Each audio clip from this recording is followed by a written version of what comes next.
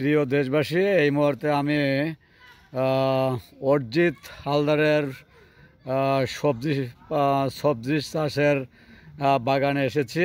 এখানে দেখছি plot by plot তিনি বিভিন্ন ধরনের সবজি চাষ করছে। তার মধ্যে উল্লেখযোগ্য রয়েছে আলু, পালং শাক, তারপরে মূলা শাক, কফি ইত্যাদি রকমের সবজি কিন্তু এখানে প্লট ভিত্তিক চাষ করেছে। এবং একটি সাথে রয়েছে কৃষি অফিসার থেকে হয়তোবা পরামর্শ অনুসারে এখানে সাইনবোর্ড লাগানো হয়েছে, আমি দেখতে পাচ্ছি। তো এই মুহূর্তে আমি তার একটু সাক্ষাৎকার নেব বাবু অর্জিত হালদারের কাছ থেকে।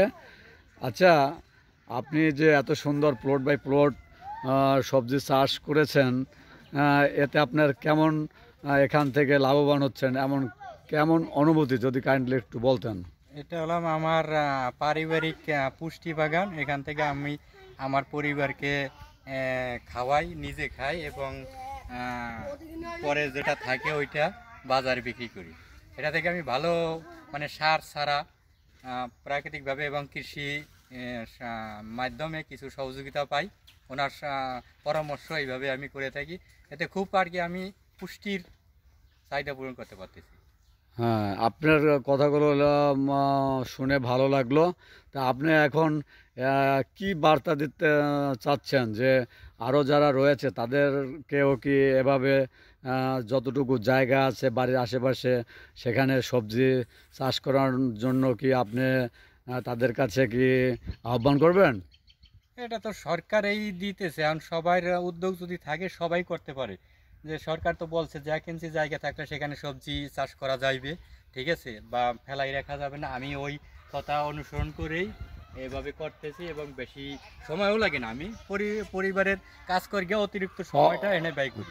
অসংখ্য ধন্যবাদ অর্জিত কে। তার সে কিন্তু একজন ব্যবসায়ী। সেই ব্যবসায়ীর পাশাপাশি সে কিন্তু এখানে একেবারে তার ঘরের সামনে, ওই যে সামনে ঘর দেখতে পাচ্ছেন, তার এই সামনে যে পতিত জায়গা ছিল সেখানে কিন্তু এই শাকসবজি তিনি উৎপাদন করেছেন। এখানে তিনি আরও একটি কথা বলেছেন যে আমি মাঝে মাঝে উপজেলা কৃষি অফিসারেরও পরামর্শ নিয়ে থাকি, যার ফলে আমি এখান থেকে অনেক সবজি উৎপাদন করেছি।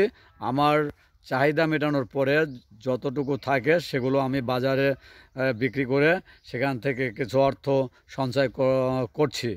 তাহলে যে যেখান থেকে শুনতে পাচ্ছেন, আপনারা এখানে দেখতে পাচ্ছেন কিন্তু এই সবজি এবং প্লট বাই প্লট একেবারে। আপনাদেরও বিনীতভাবে অনুরোধ জানাবো আমাদের এএনসি ট্রাস্টের পক্ষ থেকে, আপনাদের যতটুকু জায়গা আছে আপনারা সেই জায়গাগুলোতে আপনারা এ ধরনের সবজি চাষ করলে আপনারাও লাভবান হবেন এবং দেশবাসীও লাভবান হবে এবং আপনার কিছু অর্থ সঞ্চয় হতে পারে এখান থেকে। তবে সবাইকে আবারও ধন্যবাদ জানিয়ে আমি অর্জিত ভাইকে শুভেচ্ছা অভিনন্দন জানিয়ে তার এই উদ্যম যে কৃষি বাগান রয়েছে সেটি দেখে আমি মুগ্ধ হয়েছি।